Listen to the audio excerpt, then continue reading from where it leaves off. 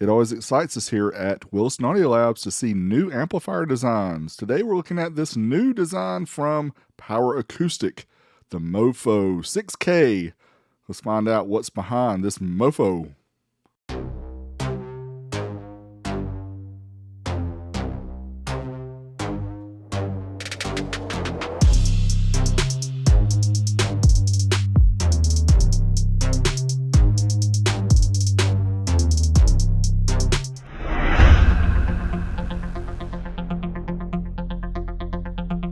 Good evening, friends. Dick Riculus here, reporting live for WBIGD TV. Today we're going to talk about another product. We're going to have Big D test and prove if it's true, if it's false, if it's right, if it's wrong, if the manufacturer's leading you down a path of destruction, if they're just plain out lying to you, lying to you, lying to you. We are here and we're going to report it, because that's what we do. Dick Riculus here, WBIGD TV.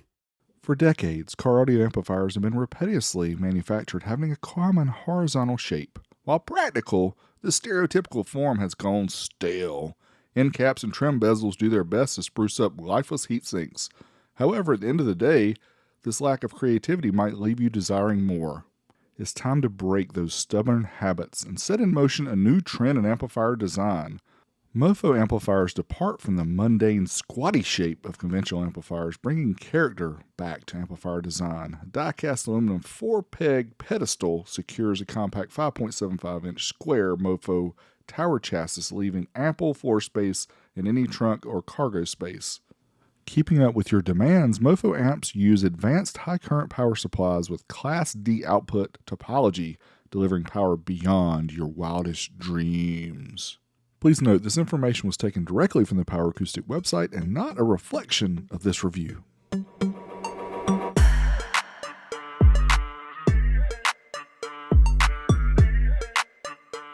As we can see here, Michael Jackson's on the scene with the white gloves, and Alan is here with his 3 keys that he's thrown in the package, as well as some mounting screws. Also has the 4-gauge to 0-gauge adapter, so you can get those bigger wires inside the amp. We have the remote cable, which looks like an old school telephone cable.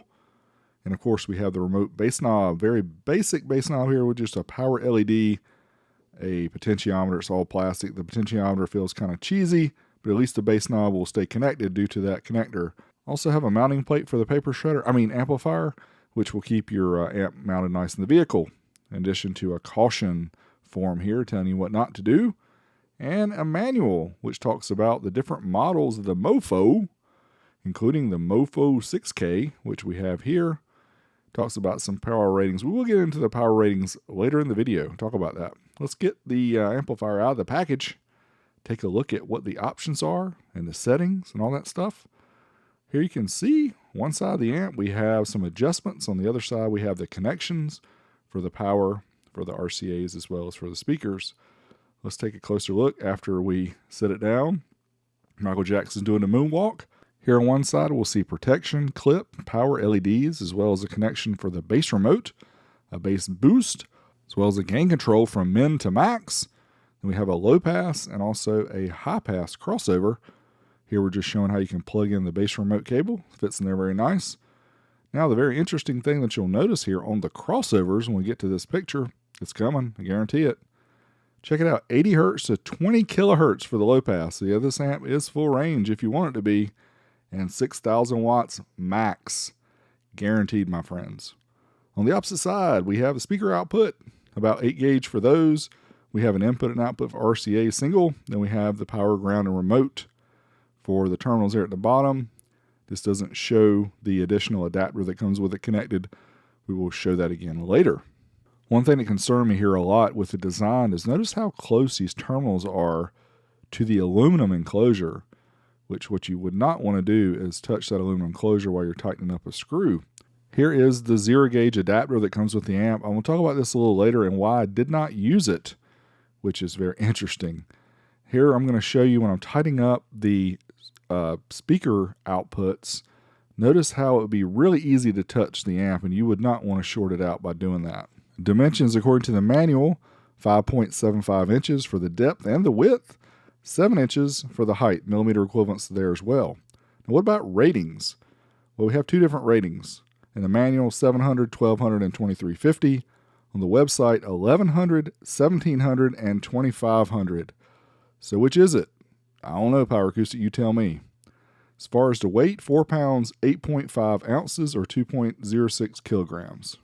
We're teasing it here, but of course we will show the interior, the guts of the amp after the test.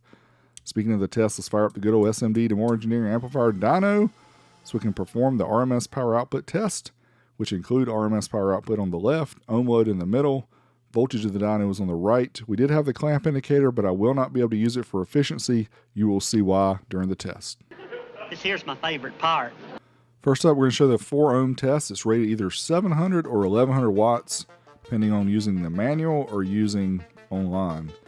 And you can see it counted up to about 160 and then jumped up to 487 at 14.4.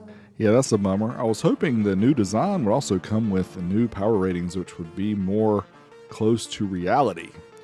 Let's try uncertified and see if we can get closer to that number. And it keeps counting. We're not quite there though. 558 at 14.3.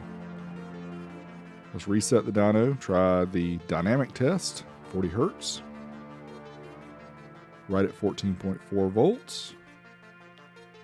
Looks like that's where it's going to stay. 567, 14.46. Again, we could not measure the efficiency because of the way that it ran through that first test. At 2 ohms, it's either rated 1200 or 1700. Certified test again did not count up cleanly. We ended up around 792. Yeah, just another head slapper. Let's move on to the uncertified test. Resetting the dyno here. Running the test up to clipping. See what we get. Oh, keeps counting. 936, 14.4. Still shy of the 1100 watts it's rated. Dynamic. There we go. Getting a little bit closer. Of course, our voltage is well over 14.4, 14.66. We got 1071 at 2 ohms.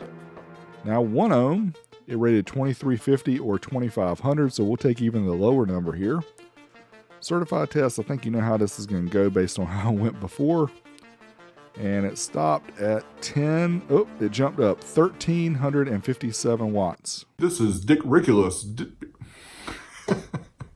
This is not a Mickey Mouse program!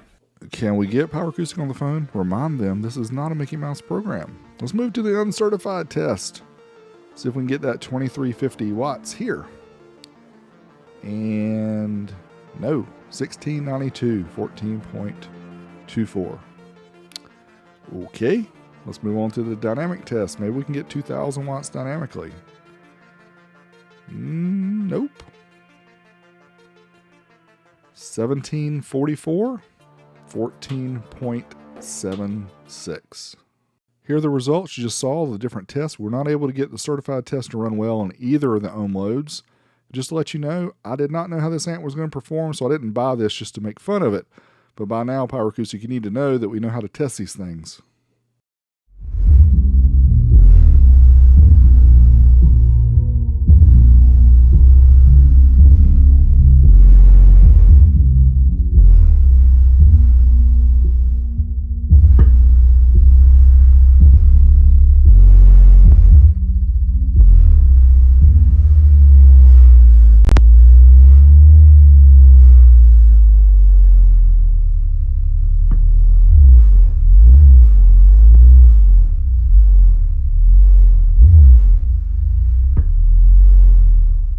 The power numbers here, you may notice, are not very high. We were getting some loud popping sounds from the speakers when the amplifier clipped, so we made sure to stay well of clipping so we wouldn't damage the speakers.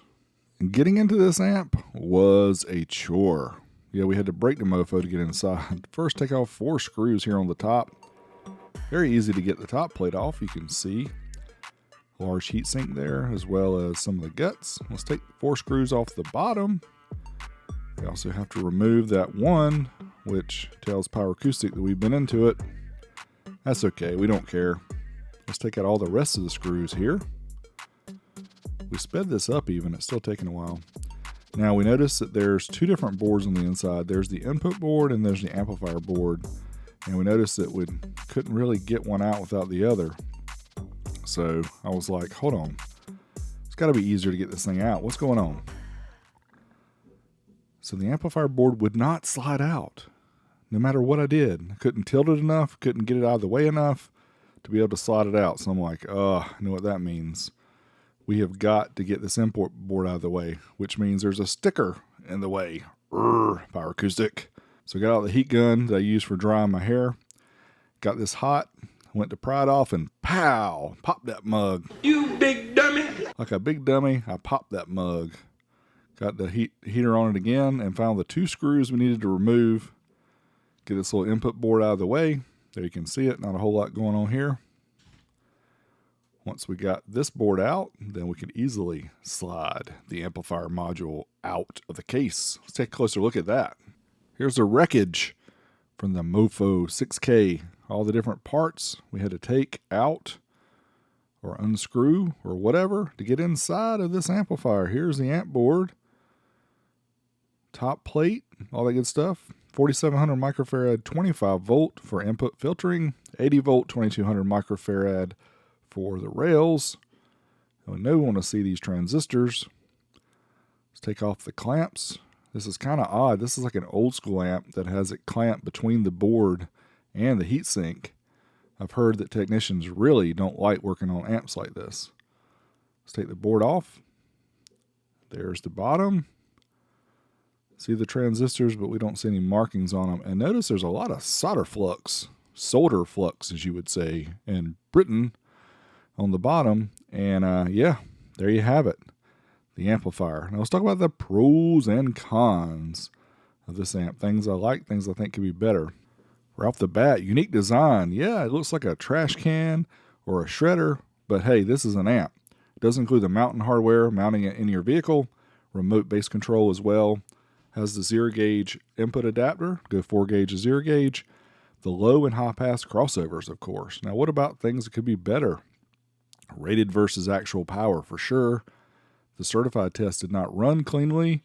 Single speaker output makes it more difficult to hook up multiple speakers. Standard RCA jacks, and it's only one for in, one for out. Hard clipping equals popping, not good for your speakers. Difficult to open or service as well. I like it when amp manufacturers take a risk. Power Acoustik did here with this design. Unfortunately, they did not have this amplifier rated correctly. So, and it also did not run the certified test properly, as well as the speaker popping during the clipping sounds did not give me a whole lot of excitement using this amplifier. I was actually kind of afraid to mess up my speakers. Anyway, hope you guys like these videos. Make sure you're subscribed below. Leave me a comment. Tell me what you think about this amp. Do you like it? Till next time, this is Big D. I'll go check another amp. I'm out of here.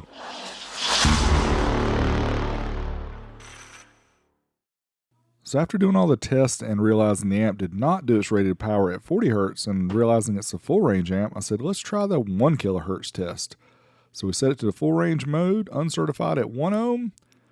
We got 1718 watts, uncertified, 14.16. There you go. As before, we got 1692, so that's really statistically insignificantly different. Dynamic power at 1 ohm. Once again, right around 1652 watts. At 40 hertz, we got 1744. So no real difference to show there, my friends. I didn't use the input adapter while testing the amp because the middle one for the remote connection used a 1.5 millimeter. And Alan did not send me that key with this amp, and I didn't have one on hand, unfortunately, so I didn't use it. You know how them sound waves go? Hustle hard, hustle every single day. I'll be making moves till I'm buried in my grave. To the system, I don't wanna be a slave. I've been doing shit my way.